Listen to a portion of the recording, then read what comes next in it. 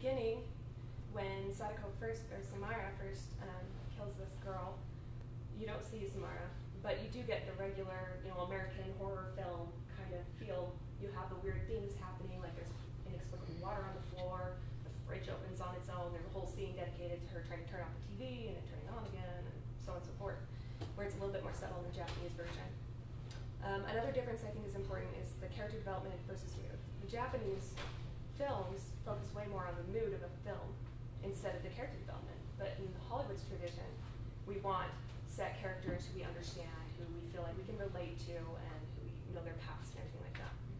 And then there's special effects. We used a lot more in the American version than in the Japanese version. You can see here on your right is the Japanese version. On your left is the American version, where she looks a lot more tattered, more decayed. Just a little bit different there. So some of the cultural influences that went into this are really interesting. One of the large influences on it is Japanese art. Like I said before, they focus a lot more on emotion over reason and the mood that they're trying to convey. I forgot what I was saying. Well, the American version, the Hollywood tradition, cinematography came from photography, and photography was valued for its ability to take a picture of something and show it in all of its realism. It was exactly as it was. And so that's kind of what they continued with in our American version. So, the Hollywood aesthetic is more committed to like the literal, the realistic, and the representative. And then the Japanese version is more symbolic representation that focuses more on like they kind of believe that true reality lies under the surface. So they want you to get that instead. Obviously, Japanese theater had a big influence on this film. There's no kabuki in Bunraku theater. In fact, that scene where, I don't know if any of you have seen it, but if you have, where Sadako emerges from walks from the well to the TV's front. They did that without so many CGI effects like in the American version. What they did is they had a kabuki actor walk backwards using strange jerky motions that they'd use on stage to get a certain effect, had them walk backwards into the well, and then they just played it forward. I thought that was kind of interesting. Japanese kaidan, ghost stories or monster stories, have a lot of themes that are very visible in this film, such as Onryo, the avenging spirit, and Yurei, which are also avenging spirits, usually female ghosts who have been murdered in some horrible way, left in often damp places like swamps and wells, and they usually have long black hair and pale skin, staring eyes. Sadako and Samara fit into that really well. And then something that I thought was really, really interesting was the religious backgrounds and the way that affects what we see in our scary movies and in this movie, and what the Japanese think of spirits and that kind of thing. Here, where Christianity and monotheism is more of our background, it's usually a conflict between God and the devil. So anything that's not good or explainable, anything supernatural we don't understand, is considered evil automatically. So spirits are usually considered evil. Ghosts are evil. But in the Japanese, their background is like Shinto and Buddhist, and there are some other ones as well, but they can accept that they're living along with spirits that aren't necessarily evil, and they'll only be evil if they're antagonized. And that's kind of an interesting thought. So I think that's, well, that, and there's also how much importance they put on balance, where they have good, they have bad, they have light, they have dark, even in the making of a scene, and where they have the unexplainable, they have the explainable alongside it, and they accept them both. So I think this is really easy to see. There's this one part in the Cursed film, in the Japanese version, where this is a man. He has a towel over his face. You can't see his face, and he's just pointing. He's not in the American version, but he is in the Japanese version. He shows up at a later point to give Reiko, the main character, a very important clue to saving herself and her son. So while he comes from the film to save and to help, you have the balance of Sadako coming out to kill. And you also have that with Sadako and her mother, Shizuko, who uses her powers for good to try and save these villagers by predicting this volcanic eruption, and then Sadako, who kills. Generals were also another very interesting thing that I found in my explorations of this. Nakata is the maker of the Japanese film, and he kind of explored those family and the moral and gender values and his mother figures in the movie. So you have Reiko, who is the main character, like I said, and she's a single divorced mother of a young child. And it's very interesting to look at these roles because they seem to reflect the Japanese view that it's hard for a woman to be a single mother there. It's not looked on very nicely. And it's hard for a woman to be a businesswoman there too, harder than here anyway. So you see Reiko is this, like I said, divorced mother of a young child, Yoichi. Her ex-husband is Ryuji, and he tends to take on the more responsible role when he's with Reiko.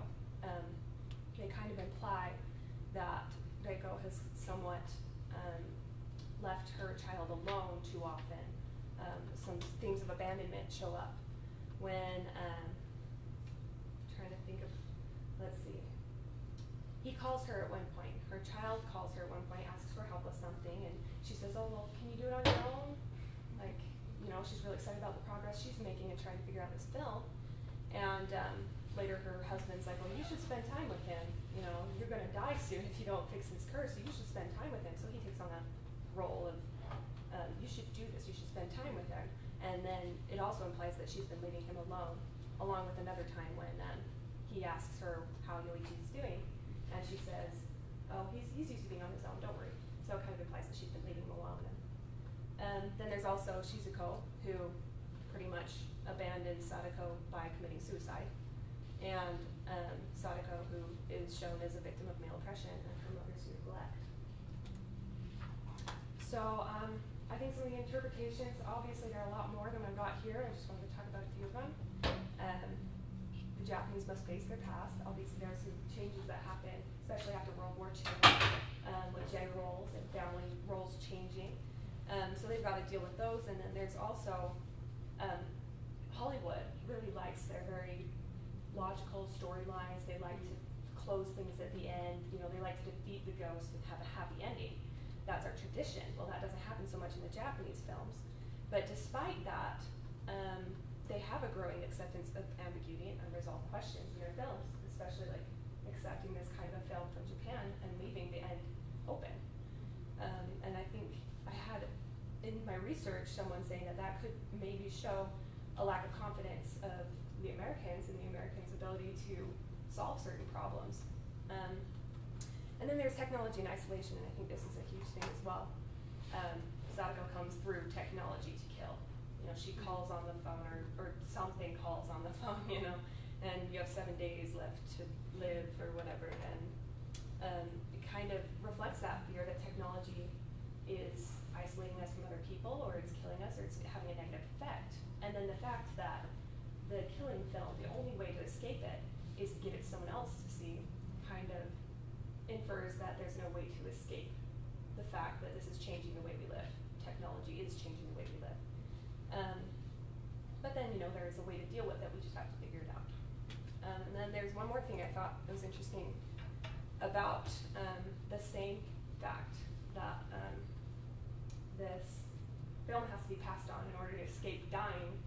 This is someone McRoy had to say about this, that tragically, historically repressed women must forever be acknowledged, and their silenced voices perpetually recognized, if never fully understood. What these women should never be, Nakata's film suggests, is forgotten or ignored. And I thought that was kind of interesting, because it's this one girl who's been wronged, murdered, you know, whether or not she was actually evil is up for debate. But she's been wronged, and now she's getting revenge through this technology. And you should never, if you stop showing the film, if you stop sharing that, then you'll die. So don't do that. So there's that as well. So there you go. That's the end.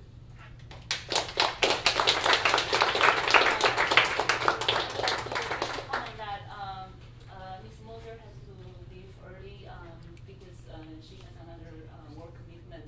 So I would suggest us give her 3 minutes of Q&A feedback if people have questions, and if you yeah. So I just want to thank you for sharing this very nuanced, very inspiring presentation. And there are several things that struck me very deeply. Not only your quote, your final quote about how these images of wronged women looking for retribution, how that shares a sort of universal quality with a lot of other cultural images of women, but also how you read these films their specific context, not only Japanese cultural context, but also Hollywood cinematic cultural context and tradition, and how you combine both of them so well. So I particularly like the comment that you made about the Japanese version adopting some traditional theatrical techniques to maintain this theatrical alienation. This is what we call alienation in theater. To maintain this effect in the modern version in the film, showing a trust of the audience, their ability, showing the director's trust of audience's ability to read that part of the story, to make that connection. Whereas the Hollywood version definitely shows a stronger intervention from the director, trying to build that empathetic connection between the audience and the original story, but somehow failed in a certain way because it underestimated the audience's ability to understand or to interpret the story. So we see similar things, similar situations happening so many times in film adaptations, East or West, mutual adaptations of similar story patterns, and also representations of images. Yeah, I thought that was very interesting too. They definitely try to explain things more in the American version. So, questions, your feedback, or? When I saw the Ring, I was kind of upset with the unresolved ending. I was wondering, are you familiar with the reaction of most Americans when they saw it? In some of the research that I did involve a lot of different people's opinions and what they posted on the net. Okay. And in a forum, someone had already done a compilation of what they'd done researching these people and what they'd said about it. And a lot of them, it depended. I don't think they had so much of a problem with the ending as it was they just preferred one film over the other depending on which one they saw first usually. Oh, okay. But I don't know if I ran into anything specifically about outrage over the ending, though that makes sense. Besides, there was a little bit that I find that Americans generally prefer for things to get fixed up. And I did study run into a few other studies on other horror films that have been adapted as well. And those often, they end differently. They end where we fix it, we stop the problem. So, yeah.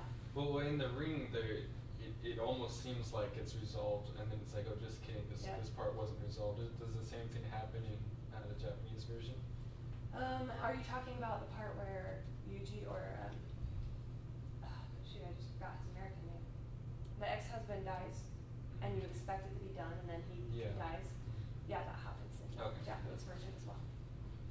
So, about when were they produced? Like, about what time? Do you know? I think the Japanese one. Yeah, there was a small gap. Yeah.